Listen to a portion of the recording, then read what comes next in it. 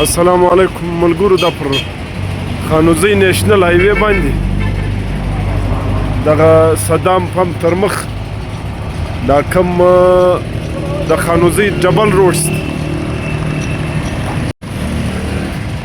دلته ډېر ښایستې پکوړې، سموسې، پاپړ دا خرڅېږي. د ګل محمد سپیشل پکوړې د دغه له څنګه سره تنور هم شته.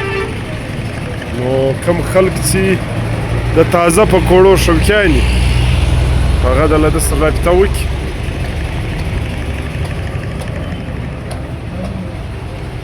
ګل محمد وروره ستړی مه شې، څنګه یې ښه یې؟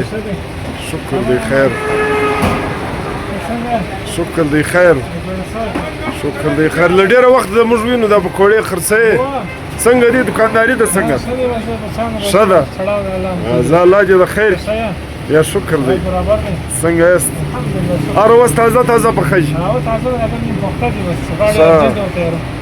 زه ته راکړه یو سل یو نیم سل موږ ته م راکړه، خوند به وګورو.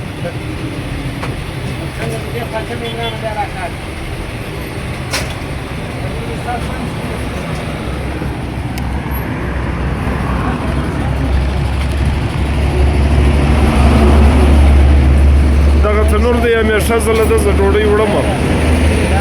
نو تنور والا سره هم دغه وکړې د لیګ وا ډوډۍ و تنور دواړه موجوده دي. الله دې د خیر کړي.